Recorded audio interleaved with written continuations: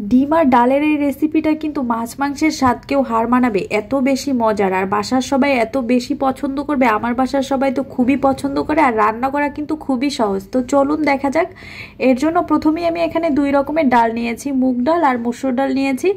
এখানে আপনারা যে কোনো একটা ডাল দিয়েও করতে পারেন, আমি 2টা দিয়ে করেছি, এতে করে বেশি মজার হয়। তো ডালটাকে আমি 15 থেকে 20 মিনিটের জন্য ভিজিয়ে রাখবো। আর এখানে আমি 5টা ডিম সিদ্ধ দিয়ে দিয়েছি। তো ডালটা 20 মিনিট পরে আমি ভালোভাবে পরিষ্কার করে তারপরে একটা হাঁড়ির মধ্যে নিয়েছি। এরপর এখানে আমি একটা পেঁয়াজ, তারপরে একটা রসুন কুচি করে দিয়েছি, হলুদ মরিচের গুঁড়া দিয়েছি 1 চা চামচ করে, তারপরে পরিমাণ মতো লবণ দিয়েছি, দিয়ে দিলাম 1/2 চা চামচ ধনিয়া গুঁড়া, 1/2 চা চামচ গরম মশলা গুঁড়া আর অল্প একটু পরিমাণে আদা বাটা। এরপরে সব কিছুকে ভালোভাবে একটু হাত দিয়ে মিশিয়ে নিব, যাতে করে প্রতিটা গায়ে, ডালের গায়ে মশলাটা ভালোভাবে লাগে। এই কাজটা কিন্তু হাত দিয়েই করতে হবে। এরপরে দিয়ে দিলাম অল্প একটু পরিমাণে তেল। এখন আমি তেল দিব না, যেহেতু এটা শেষের দিকে ফোড়ন দিব, তাই তেলের পরিমাণটা এখন কম দিতে হবে, বেশি দেওয়া যাবে না।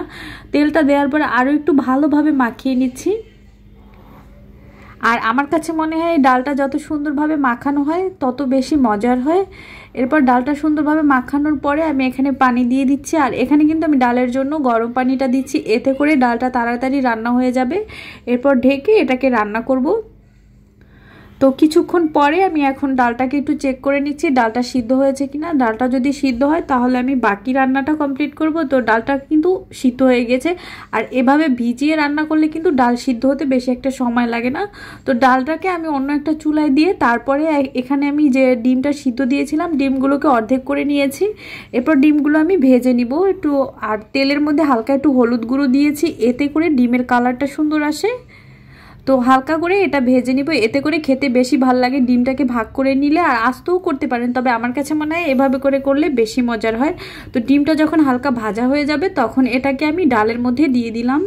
দিয়ে এখন এটাকে আরও ঢেকে কিছুক্ষণ রান্না করব 2-3 মিনিটের মতো, যাতে করে ডালের সাথে ডিমটা ভালোভাবে একটু রান্না হয়।